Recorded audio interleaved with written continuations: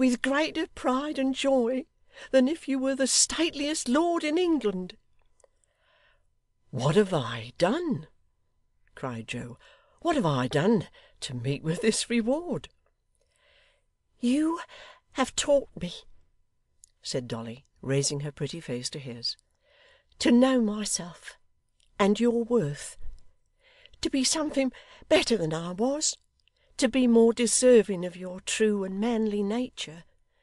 In years to come, dear Joe, you shall find that you have done so.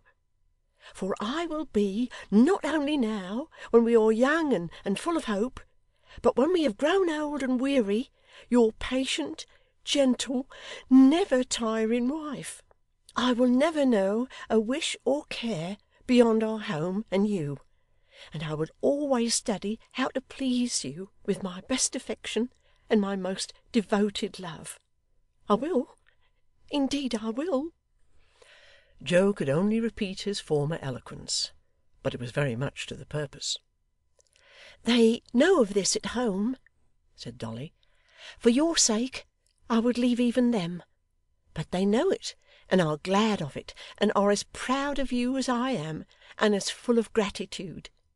You'll not come and see me as a poor friend who knew me when I was a girl, will you, dear Joe?' Well, well. It don't matter what Joe said in answer, but he said a great deal. And Dolly said a great deal too. And he folded Dolly in his one arm pretty tight, considering that it was but one, and Dolly made no resistance. And if ever two people were happy in this world, which is not an utterly miserable one with all its faults, we may, with some appearance of certainty, conclude that they were.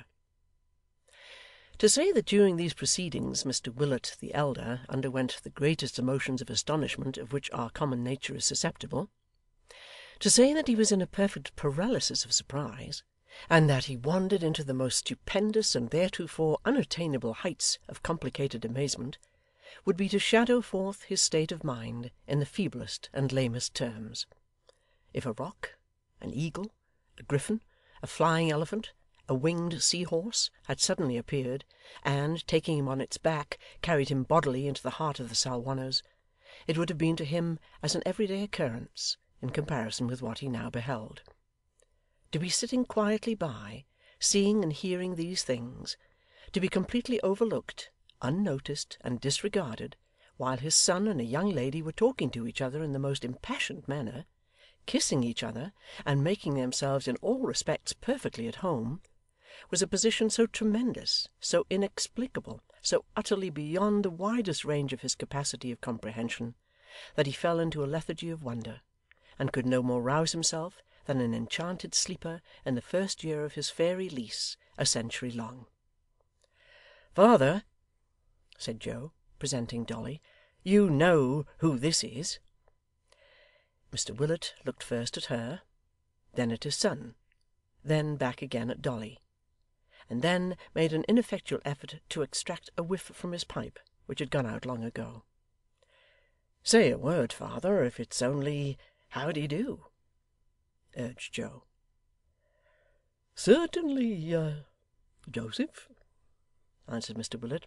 'Oh yes, why not?' 'To be sure,' said Joe. 'Why not?' 'Ah!' replied his father. 'Why not?' And with this remark, which he uttered in a low voice, as though he were discussing some grave question with himself, he used the little finger, if any of his fingers can be said to have come under that denomination, of his right hand as a tobacco stopper, and was silent again.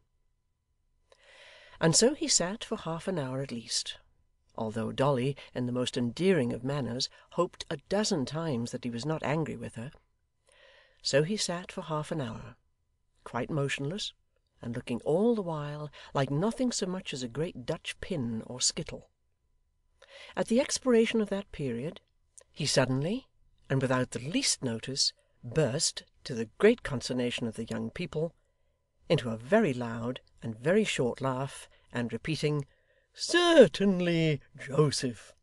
Oh yes, why not?' went out for a walk. Chapter 78.